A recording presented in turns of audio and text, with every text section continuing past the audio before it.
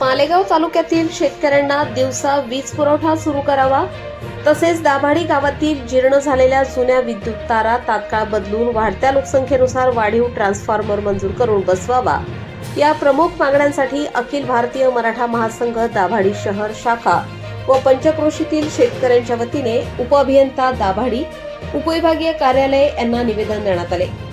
या निवेदनावेळी सरचिटणीस अमोल रामदास निकम, शेतकरी नेते अंबू दादा निकम, कामगार नेते सुरेश पवार, युवा जिल्हाध्यक्ष मंगेश निकम, तालुकाध्यक्ष रावसाहेब निकम यांच्या नेतृत्वाखाली शेतकऱ्यांनी उपस्थिती लावली।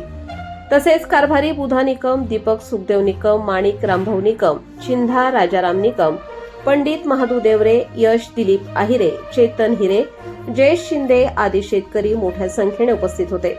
यावेळी इंजिनियर चव्हाण साहेब यांना निवेदन सादर करण्यात आले।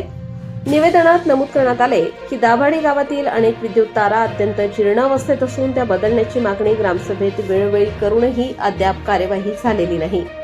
वाढत्या लोकसंख्येमुळे आणि शेतीसाठी वाढत्या वीज वापरामुळे सध्याचा ट्रान्सफॉर्मर अपुरा पडत आहे। वाढीव ट्रान्सफॉर्मर मंजूर असूनही तो उपलब्ध करून देण्यात आलेला नाही, अशी खंत व्यक्त करण्यात आली। तसेच बागलाण व मालेगाव तालुक्यातील अनेक गावांना दिवसा वीज पुरवठा केला जात असताना दाभाडी पंचक्रोशीतील शेतकऱ्यांना मात्र रात्रीच्या वेळी शेतीसाठी पाणी भरणा करावा लागत आहे। त्यामुळे वन्य प्राण्यांचा धोका निर्माण होत असून शेतकऱ्यांच्या जीवितास गंभीर संकट निर्माण झाले आहे। यामुळे तात्काळ दिवसा वीज पुरवठा सुरू करावा, अशी मागणी करण्यात आली। दरम्यान मागण्या त्वरित पूर्ण न झाल्यास तीव्र आंदोलन छेडण्याचा इशाराही शेतकरी व महासंघाच्या पदाधिकाऱ्यांनी दिला आहे।